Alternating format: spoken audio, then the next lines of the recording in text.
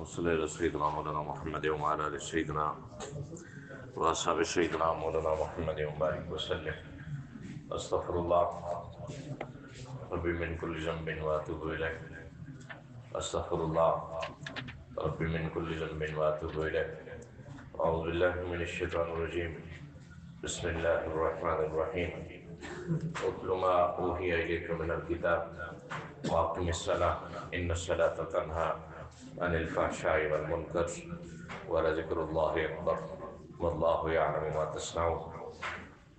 صدق اللہ مولانا العظیم۔ آج کی منزل میں صورت عنکبوت کی ایک آیت نماز کے متعلق ہے، اور اس کے بعد علوم خمسہ جو 5 علوم ہیں یہ کس کے پاس ہیں اس کے اوپر گفتگو کر کے سورۃ احزاب انشاءاللہ پڑھیں گے۔ اللہ تعالیٰ کے حبیب صلی اللہ علیہ وسلم کے اوپر جو کتاب اتری یہ کتاب حیات ہے، زندگی گزارنے کی کتاب ہے۔ زندگی کا ایک ایک لمحہ گزارنے کے لیے یہ کتاب آپ کی میری انگلی پکڑ کے ایک ایک سٹیپ سکھاتی ہے، اور ارشاد فرمایا کہ اتل ما اوحی الیک من الکتاب، آپ تلاوت کیجئے جو آپ کی طرف وحی کیا گیا کتاب کی طرف۔ براہ راست یہ سرکار دو عالم صلی اللہ علیہ وسلم کو خطاب ہے، اور پھر بالعموم ہر قاری قرآن کو، ہم میں سے ہر ایک شخص کے لیے یہ کتاب ہدایت ہے۔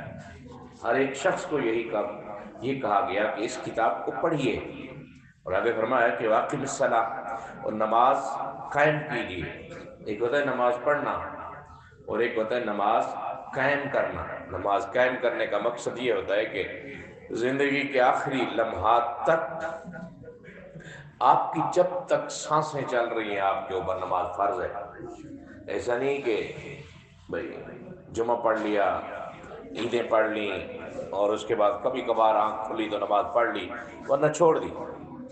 آقا عالم صلی اللہ علیہ وسلم کے اوپر اترنے والی کتاب کے اندر یہ کہا گیا کہ ان الصلاۃ تنہی عن الفحشاء والمنکر، نماز کا جو فائدہ ہے، غرض و غایت ہے کہ نماز ہم کیوں پڑھیں؟ جسے ہم لوگ کھانا کھاتے ہیں تو ہماری بھوک ختم ہوتی ہے، یہ فائدہ ہے اس کا۔ کاروبار کرتے ہیں تو پرافٹ آتا ہے، یہ فائدہ ہے اس کا۔ دوائی کھاتے ہیں تو آرام آ جاتا ہے بیماری سے، یہ فائدہ ہے اس کا۔ تو نماز پڑھنے کا کیا فائدہ ہوگا؟ غایت اس کی کیا ہوگا؟ فائدہ کیا ہوگا؟ ارشاد فرمایا کہ نماز پڑھو گے تو تنہی عن الفحشاء، یہ برائی سے روکے گی۔ سب سے پہلا فائدہ نماز کا ہوگا، برائی سے رکیں گے، والمنکر، اور برے کاموں سے رکیں گے، وَلَذِكْرُ اللَّهِ اکبر، یہ اللہ کا سب سے بڑا ذکر ہے۔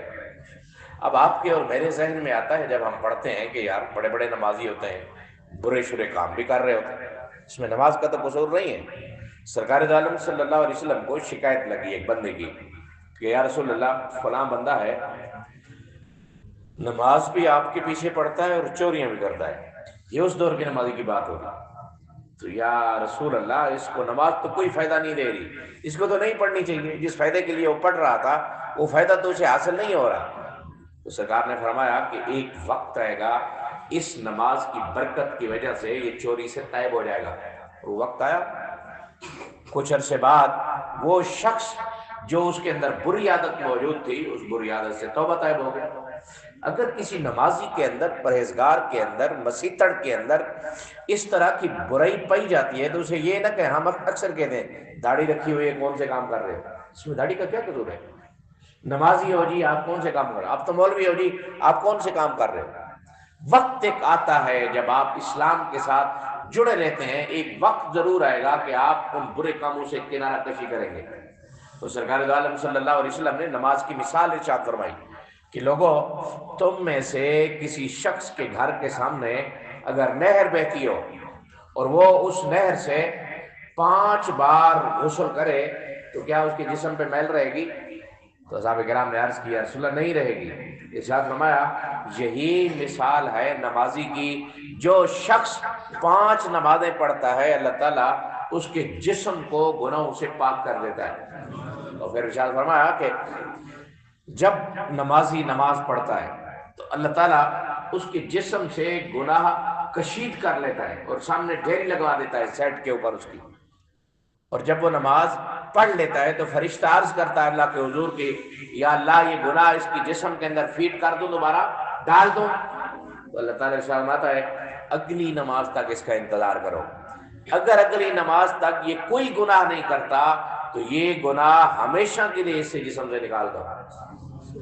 نماز بھی ایسی عبادت نہیں ہے، نماز سرکار دو عالم صلی اللہ علیہ وسلم نے ارشاد فرمایا کہ میری آنکھوں کی ٹھنڈک ہے، اور سب سے پہلے قیامت کے دن نماز کا سوال ہوگا۔ نماز پڑھتے تھے یا نہیں پڑھتے تھے؟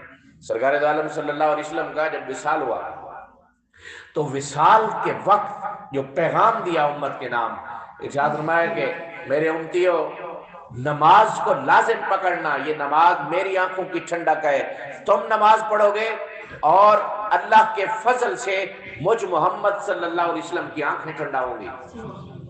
ہم لوگ تو چھوٹی موٹی بات کے اوپر نماز چھوڑ دیتے،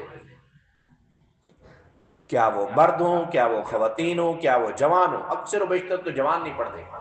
راضی نامے ہو نا کسی کے ساتھ، خدا نہ خواستہ کسی کے ساتھ لڑائی ہو آپ کی، راضی نامے جب ہو جاتے ہیں تو کچھ عرصہ تک بہت بڑی یاری پیک کے اوپر چلی جاتی ہے۔ آپ نے نوٹ کیا ہوگا کہ رمضان میں ہم لوگ سارے نماز پڑھ رہے ہوتے ہیں، عید والے دن ایک بیچارہ مولی اور دو چار بابے کھڑے ہوتے ہیں، باقی کدھر گئے جی؟ وہ جناب پارک گئے ہوئے جی، کوئی ایوب پارک گیا ہوا ہے، کوئی سس کے گھر گیا ہوا ہے، کوئی سسر کے گھر گیا ہوا، کدھر؟ نماز ختم بالکل۔ اس کا مطلب ہے جس اللہ کو ہم نے ایک مہینہ لگا کے راضی کیا تھا، اس اللہ کو عید والے دن ہم نے ناراض کیا۔ اور سرکار دو عالم صلی اللہ علیہ وسلم ارشاد فرماتے ہیں کہ جب بچہ 7 سال کا ہو جائے اس کو کہو کہ نماز پڑھ، اگر نہیں پڑھتا جب وہ 10 سال کا ہو جائے تو اسے مار کے نماز پڑھاؤ، مارا اسے تھپڑوں کے ساتھ کہ نماز پڑھ۔ ہم لوگوں کے اگر 50 روپے بھی غلط بچہ استعمال کر کے آئے ہم اس کو مارتے ہیں کہ یار 50 روپے آپ نے ضائع کر دیے، لیکن نماز اگر چھوڑ دے تو کوئی ایشو نہیں ہے۔ جو ماں باپ اسکول کے لیے مار کے بچوں کو بھیجتے ہیں، وہ ماں باپ نماز کے لیے کیوں نہیں اٹھاتے؟ سردیوں میں 7 بجے سے بھی دیر سے سورج طلوع ہوتا ہے، 8 بجے کے قریب 7 بجے بھی اٹھو تو نماز بندہ آرام سے ادا کر سکتا ہے، ماں نہیں اٹھاتی بچوں۔ این نماز کا وقت ابھی باقی رہتا ہے، 7:30 بجے اٹھائیں گی، اٹھو جی اسکول کی تیاری کرو، اور اس بچے کی ماں خوشامد بھی کرے گی، طرح طرح کی لالچیں بھی دے گی کہ یہ تجھے دوں گی نماز، تو اسکول کے لیے جا۔ وہ ماں یہ تربیت کیوں نہیں کرتی کہ بچے کو نماز کے لیے بھیجے، بچے کو نماز سکھائے؟ اس لیے نماز زندگی کے آخری لمحات تک پلے باندھ رہے، اور نماز اللہ کے ہاں سیکرٹ عبادت ہے۔ میں اگر نماز پڑھتا ہوں ممکن ہے دکھاوے کے لیے پڑھتا ہوں، آپ پڑھتے ہیں ممکن ہے دکھاوے کے لیے پڑھتے ہوں، لیکن اللہ کو تو پتہ ہے نا بندہ نماز تو پڑھ رہا ہے، لوگ تو نمازی کہہ رہے ہیں۔ جس اللہ نے اتنے گناہوں کے اوپر پردہ ڈالا ہوا ہے، اللہ تعالیٰ اس عبادت اگرچہ دکھاوے کی ہوئی، اس کے اوپر بھی پردہ ڈال کے ساری زندگی کے گناہ معاف فرمائے گا۔ پڑھو تو صحیح نا، تو پڑھتے ہی نہیں۔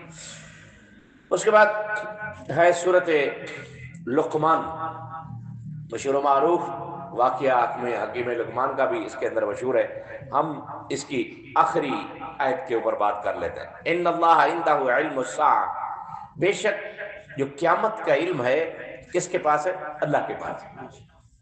اللہ کے علاوہ قیامت آنے کا کسی کو علم نہیں ہے۔ سرکار دو عالم صلی اللہ علیہ وسلم کے پاس جناب جبریل علیہ السلام آئے تھے۔ حدیث جبریل، حدیث کی ہر کتاب کے اندر مشہور و معروف حدیث ہوتی، مختلف سوال کے لیے مختلف سوال کیے، پھر آخر میں سوال کیا کہ یا رسول اللہ یہ قیامت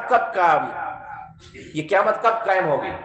سرکار دو عالم صلی اللہ علیہ وسلم نے ارشاد فرمایا کہ سائل مسئول سے زیادہ جانتا ہے، یا جتنا سائل جانتا ہے اتنا مسئول بھی جانتا ہے، جتنا مسئول جانتا ہے اتنا سائل، مسئول جس کے اوپر سوال کیا گیا ہو، سائل سوال کرنے والا۔ سرکار دو عالم صلی اللہ علیہ وسلم نے اس کی نشانیاں بتائیں قیامت کی۔ ارشاد فرمایا کہ جب غریب غربے بندے بڑی بڑی عمارتوں کے شوق رکھے گئے، بڑی بڑی عمارتیں، ہم میں سے ہر ایک بندے کو شوق ہے کہ میرا چھوٹا موٹا تو گھر نہ ہو، فارم ہاؤس ہو، حویلی ہو، چھوٹی موٹی گاڑی بھی میرے پاس نہیں آنی چاہیے، بڑی بڑی گاڑیاں ہونی چاہیے، ایسی کہ ملزم مشے کو کہے گا یار کو بڑی ڈھونڈ جو سستی ملے یا مفت مل جائے تو بہت اچھی بات ہے، دعائیں کریں گے۔ ہر ایک شخص کے اندر امیر بننے کا بھوت سوار ہے، کیونکہ ہم نے ایسے زمانے کے اندر آنکھ کھولی کہ جہاں سب کچھ پیسہ ہے، آپ کے پاس پیسہ ہے، آپ نیک ہیں، آپ کے پاس پیسہ ہے، آپ بڑے بندے ہیں، آپ کے پاس پیسہ ہے، آپ اچھے خطیب ہیں، اچھے پیر ہیں، جس پیر کا ہم نے مرید ہونا تھا اس کے پاس بھی پیسہ ہوگا تو ہم کہیں گے بڑا اچھا پیر ہے جی، پیسہ نہیں ہے تو ہم کہیں گے کسی کام کا بھی نہیں ہے، یہ اتنا نیک ہو، جیسے ادھر نہیں کہتے طوطوں والوں کو بھائی اگر اتنی قسمت انہوں نے نکالنی ہوتی تو اپنی قسمت سیدھی کر لیتے نا، ان کی تو اپنی قسمت گئی گزری ہے، جو طوطے سے ہماری قسمت نکال رہے ہوتے ہیں ادھر بڑی پل کے اوپر بیٹھے ہوئے، تو ہم کہتے ہیں غریب غربا پیر کیا کر سکتا ہے جی، ہمارا تو پیر کوئی بہت بڑا ہونا چاہیے۔ اس کے بعد فرمایا وَيُنَزِّلُ الْغَيْثَ، یہ علم بھی اللہ کے پاس ہے کہ بارش کب آئے گی۔ محکمہ موسمیات والوں کے پاس ہے یا نہیں ہے؟ ہے نا، وہ بتا دیتے نا کل بارش آئے گی 80% 90%، آتی ہے نہیں آتی؟ آ جاتی ہے۔ وہ کہتے ہیں کہ آج دن کے اندر اتنا ٹمپریچر ہوگا، بتاتے نہیں بتاتے؟ حقیقتاً جو علم ہے وہ اللہ کے پاس ہے، اللہ نے اپنے فضل کے ساتھ اپنے بندوں کو بھی دیا ہے، اللہ کے پاس اپنا ذاتی علم ہے، اور سائنس کے پاس، کسی بندے کے پاس، نبی کے پاس اللہ کا عطا کردہ علم ہے، اگر اللہ تعالیٰ چاہے تو واپس بھی لے سکتا ہے۔ ہم جو لوگ ہوتے ہیں نا اہل سنت کے اوپر، ہمارے اوپر ایک بہت بڑا الزام لگتا ہے کہ جی یہ نبی کو ایسے عالم الغیب مانتے ہیں جیسے اللہ عالم الغیب ہے، اللہ سے تو کوئی شے عالم الغیب ہے نہیں، اس سے تو کوئی شے چھپی ہوئی نہیں ہے، وہ تو علیم بذات الصدور ہے، اگر اللہ سے کوئی چیز چھپ جائے تو پھر وہ خدا کیوں ہے؟ عالم الغیب تو وہ ہوگا کہ جو مجھ سے چھپی ہوئی چیز ہے۔ تو سرکار دو عالم صلی اللہ علیہ وسلم غیب کی چیزوں کا علم رکھتے ہیں، لیکن یہ علم اللہ کا عطا کردہ علم ہے، اگر اللہ چاہے تو واپس لے سکتا ہے، اس میں کون سا جھگڑا ہے، اس میں کون سا رولا ہے؟ عطائی علم سرکار دو عالم صلی اللہ علیہ وسلم کے پاس موجود ہے، ذاتی علم اللہ کے پاس موجود ہے، یہ کوئی نہیں بتاتا۔ وہ آپ کو پتا ہے نا، وہ جو مولوی صاحب ہے پرانی مسجد والا، وہ تو ایسے ہی مانتا ہے اللہ کو، جیسے وہ تو ایسے رسول کو مانتا ہے جیسے اللہ کا علم ہو، وہ ایسے ہی مانتا ہے، ایسے مانتا ہے، ایسے چابیاں۔ ہم ایک دوسرے کے خلاف ہوتے ہیں مولوی، اس مسجد والا مولوی اس مسجد کے خلاف، اس مسجد والا اس مسجد کے خلاف، بیچارے آپ لوگ جنہوں نے دین سیکھنا تھا وہ کہتے ہیں یار ادھر جاتے ہیں، وہ ایسے چابی ٹائٹ کر دیتا ہے، ادھر آتے ہیں یہ چابی ٹائٹ کر دیتا ہے، کدھر جائیں؟ بہتر ہے کہ جائیں نہیں۔ اور دوسرا فرمایا کہ وَيَعْلَمُ مَا فِي الْأَرْحَامِ، یہ بھی اللہ تعالیٰ جانتا ہے کہ ماں کے پیٹوں کے اندر کیا ہے۔ الٹرا ساؤنڈ بتاتا نہیں بتاتا؟ آج کل تو ایک مہینہ کیا، ایک مہینے سے پہلے ہی بتا دیتے ہیں کہ جی حمل ہے، اور یہ بھی بتا دیتا ہے الٹرا ساؤنڈ کہ بچہ ہے یا بچی ہے، یہ بھی بتا دیتا ہے کہ اس کے اعضاء کمزور ہو رہے ہیں، یہ بھی بتا دیتا ہے کہ یہ بچہ اپاہج پیدا ہوگا، اس کا یہ کر لو وہ کر لو ختم کرا دو، بتاتا نہیں بتاتا؟ یہ تو علم پہلے اللہ کے پاس تھا، اب الٹرا ساؤنڈ کے بعد بھی ہے، اللہ کے پاس علم ہے ذاتی اعتبار سے، اللہ تعالیٰ نے عطا کر دیا اپنے بندوں کو، اور بندوں نے کوشش کی، جستجو کی، علم سیکھا، ان کے پاس بھی آ گیا۔ وَمَا تَدْرِي نَفْسٌ مَاذَا تَكْسِبُ غَدًا، اور یہ بھی ہر سوائے اللہ کے کسی کو نہیں پتا کہ کون کل کیا کرے گا۔ تو ہمارے ایک مثال ہے کہ بال بدھنے سنیا پوندے، بدھنا ہم اس کو کہتے ہیں جو چھوٹے بچے کو نہیں باندھ کے رکھتی ہیں عورتیں کپڑے کے ساتھ، اسی ٹائم سیانے بندے کہتے ہیں اس نے بڑے ہو کے کیا کرنا ہے، جو لیوانا ہوگا پیدائشی طور پہ وہ پوری زندگی لیوانا ہوگا، اس کو اچھے سے اچھے بندے کے ساتھ جوڑ دیں آپ، سوال نہیں پیدا ہوتا کہ وہ اچھا بن جائے، اس لیے کہ وہ پیدائشی ایسا تھا، وہ ٹھیک ہو ہی نہیں سکتا۔ آگے فرمایا وَمَا تَدْرِي نَفْسٌ بِأَيِّ أَرْضٍ تَمُوتُ، اور یہ بھی کوئی نہیں جانتا کہ فلاں بندہ کب مرے گا اور کس زمین پہ مرے گا۔ ہمارے ہاں ڈاکٹر اسی ٹائم آپ کو کہتے ہیں کہ جی دعا کرو جب آگے علاج کے کوئی چانس نہیں رہتے، اور ہمیں پتا ہو کہ 10-15 گھنٹے ہیں، بس وہی 10-15 گھنٹوں میں بندہ ایکسپائر ہو جاتے نہیں ہو جاتے۔ ڈاکٹر پہلے کہتے ہیں میں تو آپ کو کہتا تھا ممکن ہے 5 گھنٹے بھی نہ نکالے، تو ڈاکٹر کے پاس علم آیا نہ آیا، بتا دیتے ہیں نا بھائی یہ نہیں بچتا جی، ابھی یہ فوت ہو جائے گا، اور اسی طرح فوت ہو جاتا ہے۔ ڈاکٹر اپنے تجربے کے بنیاد کے اوپر بتا رہا ہوتا ہے۔ اگر فرمایا کہ ان اللہ علیم الخبیر، اللہ تعالیٰ علیم بھی ہے اور خبیر بھی ہے، خبر رکھنے والا ہے۔ آگے سورۃ احزاب، سورۃ احزاب کیونکہ ابھی وقت اتنا نہیں ہے، सूरत अहज़ाब आप कभी ख़वातीन भी मर्द भी घरेलू जिंदगी के लिए बेहतरीन सूरत है, इसको पढ़ लें तर्जुमे के साथ। आखिर आलम सल्लल्लाहु अलैहि वसल्लम जिस मुआशरे में आए उसमें बहुत सारी कबातें थी। एक कबात ये थी कि जो शोहर अपनी बीवी को कह देता था कि तू तो मेरी माँ की तरह है, वो हमेशा के लिए हराम हो जाती थी। जैसे हम लोग गुस्से में नहीं कहते अम्मा न बढ़ मेरी, जैसे बोल देते हैं ना लफ्ज, माँ न बढ़ मेरी, ज्यादा चालाक ना हो। लेकिन इस जुमले की भी एक कुरान ने मजम्मत की कि ऐसा लफ्ज क्यों कहते हो, ये तो बेवकूफी वाला कलमा है। लेकिन वो जो अबदी एक तलाक हो जाती थी, इससे खत्म किया। और दूसरी एक रस्म मशहूर थी, जो जिसको बेटा कह देता था वो बेटा पक्का बेटा बन जाता था। अब वो विरासत के अंदर भी हिस्सा लेता था, उसकी बीवी उसकी बहू तस्वर होती थी। कभी कभार यूं भी होता था कि मुतबन्ना जिसको हम कहते हैं ले पालक बच्चा, वो विरासत में ज्यादा हिस्सा ले जाता था, हकीकी बच्चे मारूम हो जाते थे।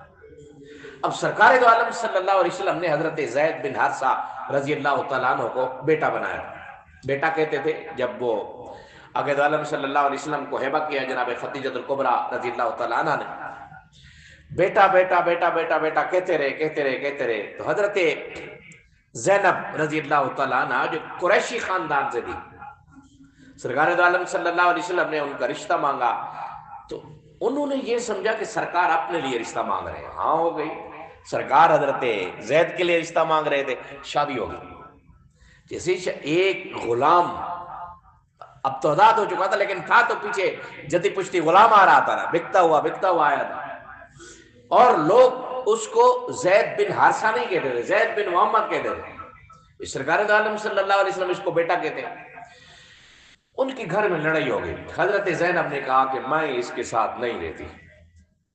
और हजरत ज़ैद रजी अल्लाह तआला अन्हु थे कि हर टाइम ज़ैनब ज़ैनब ज़ैनब बस याद ही करते रहते। जैसे बाज मियाँ बीवियों की लड़ाइयाँ होती है ना, मियाँ को इंतहाई दर्जे का प्यार होता है, बीवी को इंतहाई दर्जे की नफरत होती है। कभी कभार बीवी को प्यार होता है, मियाँ को इंतहाई दर्जे की नफरत होती है। ये भी जो बड़े कर रहे होते हैं ना, उनका भी बहुत सारा कसूर होता है इसमें, जो पूछते नहीं है। ना बच्चे से पूछेंगे ना बच्ची से, बस ठीक है जी शादी खड़का दी, अब जिंदगी उन्होंने जीनी है, अब ने क्या करना है। अब सरकार दो आलम सल्लल्लाहु अलैहि वसल्लम ने जनाब ज़ैनब को कहा कि आप ज़ैद के साथ रहो। तो जनाब ज़ैनब ने अर्ज की कि या रसूलल्लाह ये हुक्म है या मशवरा है? अगर हुक्म है तो सर आंखों में मैं ज़ैद के साथ रहूंगी, इसलिए कि नबी का हुक्म शरीयत होती है। मशवरा है तो या रसूलल्लाह मैं नहीं रहती, मुझे अच्छा नहीं लगता। सरकार ने फरमाया कि ज़ैनब हुक्म नहीं मशवरा है। अब ये शादी सरकार दो आलम सल्लल्लाहु अलैहि वसल्लम ने खत्म करा दी। इद्दत के बाद जनाब ज़ैनब से निकाह हो गया सरकार का। लोगों ने वावेला वावेला फूटा, हो जी अपनी बहू के साथ निकाह कर दिया इन्होंने तो इसको बेटा कहा था, ये तो इसकी बहू बनती है और बहू के साथ निकाह जायज नहीं, ये हुआ वो हुआ। तो अल्लाह ताला ने ये आयत नाज़िल की, मा काना मुहम्मदुन अबा अहदिन मिन रिजालिकुम, बेशक मोहम्मद सल्लल्लाहु अलैहि वसल्लम तुम्हारे मर्दों में से किसी के बाप नहीं है। किसी को बेटा कह देते हैं, इससे मतलब ये तो नहीं कि वो बेटा बन जाता है। वलाकिन रसूल अल्लाह, लेकिन वो अल्लाह के रसूल है। व खातमन नबिय्यीन, और आखिरी नबी है, आखिरी नबी। व कान अल्लाहु बिकुल्लि शैइन अलीमा, और अल्लाह ताला हर शय का इल्म रखने वाला है। इस वाक़ये के बाद पूरे अरब के अंदर ये रस्म खत्म हो गई। और फिर ये भी इरशाद फरमाया इसी सूरत अहज़ाब के अंदर के मेरे हबीब सल्लल्लाहु अलैहि वसल्लम इन काफिरों की इताअत न करना, ये जैसे आपकी मुखालफत करते रहे। या अय्युहन नबिय्यु इत्तक़िल्लाह, आए नबी पाक सल्लल्लाहु अलैहि वसल्लम अल्लाह ताला से डरते रहिए। वला तुतिअल काफिरीन वल मुनाफिकीन, मत इताअत कीजिए काफिरीन की और मुनाफिकीन की। इन्नल्लाह काना अलीमन हकीमा, और अल्लाह ताला अलीम भी है और हकीम भी है। वत्तबि मा यूहा इलैका मिर रब्बिक, आप उसी की इत्तिबा कीजिए जो आपकी तरफ आपका रब वाज करता है। इन्नल्लाह काना बिमा तामलूना खबीरा, और अल्लाह ताला बाखबर है जो तुम करते हो। वतवक्कल अलल्लाह, उसी के ऊपर तवक्कल रखिए। वकफा बिल्लाहि वकीला, और अल्लाह ताला अज़रुए कारसाज के आपके लिए काफी होगा। जिस शख्स की अल्लाह के ऊपर तवक्कल होता है अल्लाह ताला उसे देता है। ये कल परसों मैं एक वाकया सुन रहा था बंदे का, बंदा कहता है किसी के पैसे देने थे और बंदे ने नक को नक किया हुआ था। आधी रात को उठा हूं और واسطہ دیا یا اللہ تجھے حبیب کا واسطہ، تجھے تیرے حبیب کی لخت جگر کا واسطہ۔ بولتے اذانیں آئیں تو بندے نے ٹھک ٹھک کیا اور کہا کہ میں نے تیرے ابے کے پیسے دینے تھے، ابا تو تیرا ہو گیا فوت، مجھے تیرا گھر نہیں مل رہا تھا، پتہ نہیں کہاں سے آیا ہوں، یہ لے 2 لاکھ روپے۔ اور کس نے بھیجا تھا؟ کسی نے تو بھیجا تھا نا رات کو اٹھا کے، یار بندہ بڑا پریشان ہے۔ جس بندے کا اللہ کے اوپر توکل ہوتا ہے اس کے توکل کو اللہ تعالیٰ کبھی بھی نہیں چھوڑتا۔ ہم لوگ کیونکہ اسباب کے عادی ہو چکے ہیں، یار یہ شے ہوگی تو آگے کام ہو سکتا ہے۔ پھر آگے فرمایا کہ ما جعل اللہ لرجل من قلبین فی جوفی، دل ایک ہوتا ہے یا 2 ہوتے ہیں؟ ایک ہی دل ہے۔ قرآن کہتا ہے دل ایک ہے تو پھر اس دل کے اندر محبت بھی اسلام کی ہونی چاہیے۔ یہ نہیں ہو سکتا کہ ایک سیاسی دل ہوگا اور ایک اسلامی دل ہوگا۔ مولوی صاحب مسجد میں تو آپ کے ساتھ ہیں، باہر شیر آیا، تیر آیا، بلہ آیا اور یہ آیا وہ آیا، ادھر ان کے ساتھ ہیں۔ اس کا مطلب ہے 2 دل ہیں آپ کے۔ قرآن کہتا ہے کہ ما جعل اللہ لرجل من قلبین فی جوفی، اللہ تعالیٰ نے 2 دل نہیں رکھے، دل ایک ہے۔ اس دل کے اندر مقام اس کا ہے، دل کی خلوتوں میں خدا جانے مقام دل کہاں ہے۔ دل کے اندر تو اللہ رہتا ہے، مومن کا دل اللہ کا ٹھکانہ ہے، پھر دل کا کیا مقام ہوگا؟ اس لیے دل کے اندر اسلام کی محبت، دل کے اندر ختم نبوت کی محبت، دل کے اندر قرآن کی محبت کہ یا اللہ اگر وقت آیا تو یہ دل کیا، یہ اولاد کیا، یہ بچے کیا، سب کچھ قربان کروں گا تیرے نام کے اوپر، کروں تیرے نام پہ جاں فدا، نہ بس 1 جان 2 جہاں فدا، 2 جہاں سے بھی نہیں، جی بھرا کروں کیا، کروڑوں جہاں نہیں۔ یا رسول اللہ اگر کروڑوں جہاں بھی ہوتے نا تیرے نام کے اوپر میں قربان کر دیتا۔ جب یہ جذبے ہوں گے تو پھر کوئی چاں چوں بھی نہیں کرے گا۔ اللہ تعالیٰ ہم سب کو عمل کی توفیق عطا فرمائے۔ وآخر دعوانا الحمدللہ رب العالمین۔